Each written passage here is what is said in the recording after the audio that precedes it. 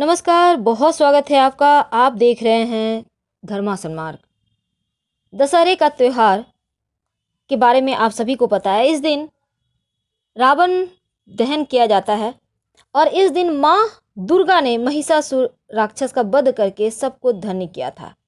वैसे इस बार दशहरे का पर्व रविवार 25 अक्टूबर और 26 अक्टूबर सोमवार दोनों ही दिन मनाया जा रहा है और यह पर्व हालांकि हर वर्ष आश्विन माह के शुक्ल पक्ष के 10वीं तिथि को मनाया जाता है।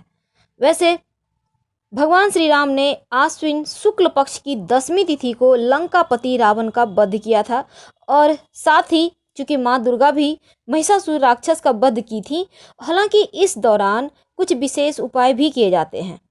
देखिए, हम आगे बढ़ें उसके पहले एक बात जान लें। समी के पेड़ की पूजा होती है दशहरे के दिन, क्योंकि इस दिन इसका बहुत महत्व है और कई जगहों पर ऐसी मान्यताएं हैं कि रावण से युद्ध करने से पहले भगवान राम ने माँ दुर्गा की पूजा की थी ताकि वो रावण पर विजय प्राप्त कर सके।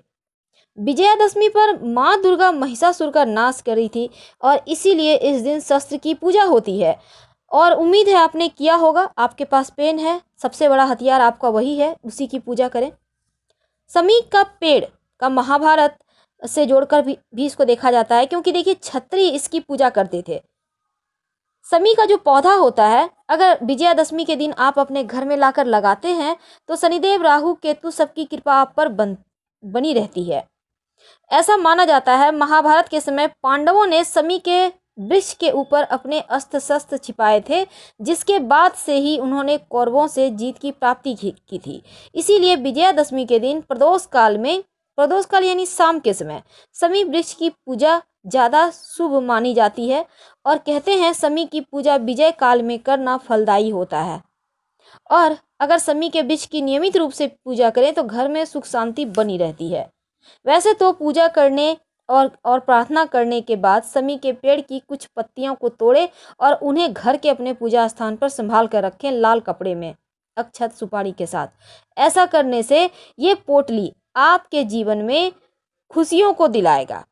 विजयादशमी पर अपराजिता की भी पूजा होती है, जो कि आपके आत्मविश्वास को बढ़ाता है। और अपराजिता की पत्तियों को हल्दी से रंगें, दुर्वा सरसों मिलाकर एक डोरा बना लें और उस डोरे को दाहिने हाथ में धारण करें, आपका कॉन्फिडेंस बढ़ेगा। तो विजयादशमी के दिन छोटे छोटे उपाय हैं, लेकिन आज हम आपको बहुत बड़े उपाय बताएंगे। देखिए, कलश विसर्जन जब होगा, इसके बाद कलश के पास जो ज्वारे होते हैं, इसका भी विशेष महत्व होता है। क्या होता है? देखिए, ज्वारे आप जिसको भी अपने हाथों से देंगे उससे आपका प्रेम और बढ़ेगा। आप एक दूसरे के साथ एक्सचेंज कर सकते हैं, आपने उनको दिया वो आपको दें, आपस में प्रेम बढ़ेगा। आप पति पत्नी हैं, बच्चे हैं, माता पिता हैं, एक दूसरे को दीजिए, खुशियाँ आती है। बहुत सिंपल है। हालांकि एक और बात है, दशहरे के दिन हनुमान जी की विशेष आराधना होती है। जब रावण दहन होता है उसके ठीक पहले हनुमान जी को पान अर्पित किया जाता है और हनुमान जी इससे बहुत प्रसन्न होते हैं।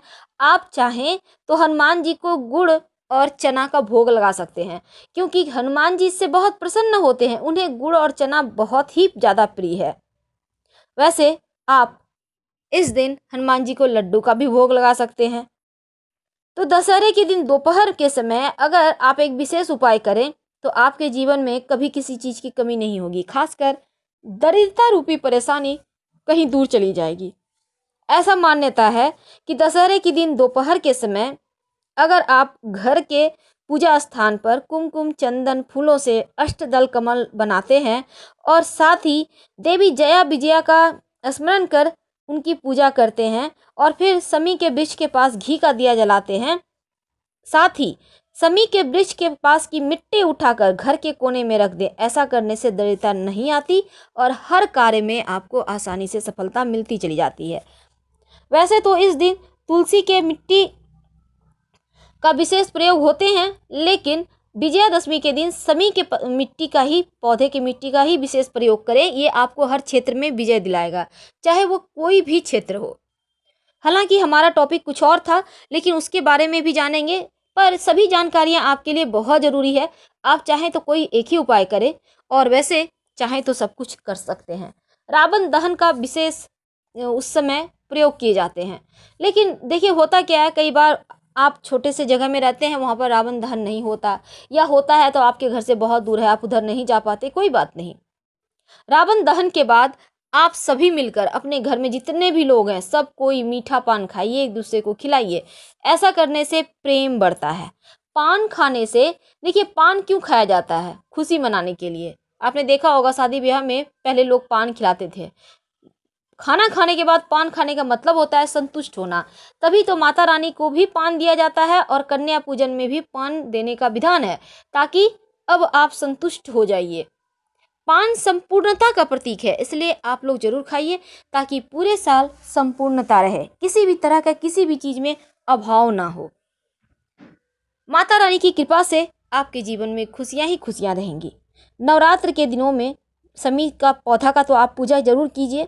अगर आपके घर में नहीं है, जहाँ भी है वहाँ पर जाके करें। केस मुकदमे में भी सफलता मिलती है, जीत मिलती है, और इन्हें प्रसन्न करने से धन वैभव की प्राप्ति होती है। वैसे आप चाहें तो अपने घर में लाकर लगा सकते हैं। नवरात्र के दिन, विजयदशमी के दिन, आप दशहरे के दिन नीलकंठ जरूर देखिए। नीलकंठ का अगर दर्शन हो जाए विजयादशमी के दिन, तो इसका मतलब है पूरे साल सुख शांति ऐश्वर्य आपके घर में रहेगा और कभी किसी चीज का अभाव नहीं होगा। इसलिए नीलकंठ का दर्शन जरूर कीजिए। अभी तो नीलकंठ दिखना बहुत ही दुर्लभ है, तब क्या करेंगे? तब ऐसे में अगर आपको नीलकंठ कहीं ना दिखे, तब आप आराम से, पिक्चर में तो दिख ही रहा है, हम लोग भी ऐसे ही संतुष्टि करते हैं, आप लोग भी कीजिए, कोई दिक्कत नहीं है। तस्वीर तो देखे ना, क्योंकि नीलकंठ को भगवान शिव का अवतार माना जाता है या फिर उनका ही प्रतीक माना जाता है। इसीलिए तो नीलकंठ के बारे में कहावत भी जुड़ी है कि नीलकंठ को अगर आप कोई मनोकामना कहते हैं विजयादशमी दशहरा के दिन, तो वो आपके मनोकामना को शिव जी तक पहुंचा देते हैं और शिव जी आपकी मनोकामना को पूरी कर देते हैं। अब हम थोड़ा और आगे बढ़ते हैं। ऐसा भी मान्यता है, जैसे कि हमने बताया कि नौवीं तिथि माँ सिद्धिदात्री के पूजा के दिन 9 तरह के फल अर्पित किए जाते हैं, और उसी तरह 9 ग्रहों को शांत करने के लिए, उसी तरह से माँ के 9 रूपों को संतुष्ट करने के लिए तो आपने किया। लेकिन विजयादशमी के दिन 10 तरह के फल या 10 फल, अब मान लेते हैं आपके पास केला है तो 10 केला चढ़ा दीजिए। जरूरी नहीं है कि 10 तरह का ही हो, क्योंकि बहुत मुश्किल है। इसलिए ऐसा करने से, और फिर उनको आप भी खाइए, प्रसाद के रूप में गरीबों को भी बांटिए, और जब आप देवी को भोग लगाइएगा तो बोलिएगा ओम विजयाय नमः, ओम विजयाय नमः। ऐसा करने से हर क्षेत्र में सफलता मिलती है। आज एक खास उपाय देखिए, विजयादशमी के दिन माँ काली का स्मरण करते हुए, माँ दुर्गा को ही स्मरण करना है, माँ काली को, उन्हीं का तो रूप है। अब उनको काला तिल थोड़ा सा अर्पित कीजिए और अपनी भूल चूक के लिए उनसे क्षमा मांगिए। ऐसा करने से आपके जीवन में जितने भी निगेटिव चीज़ें हैं वो समाप्त हो जाती है, दुश्मन शांत हो जाते हैं, धन की परेशानी दूर होती है, आपका मन मस्तिष्क बेहतर होता है। इसीलिए तो तिल डाल के यज्ञ किया जाता है। अगर आपके घर में यज्ञ होता है तो आप बड़े लकी हैं, नहीं तो कोई बात नहीं, माता रानी को थोड़ा सा आप अर्पित कर दें और अपने भूल चूक के लिए क्षमा मांगे, और साथ ही आप आनंद के साथ ये पूजा बिताएं। हर हर महादेव। धन्यवाद।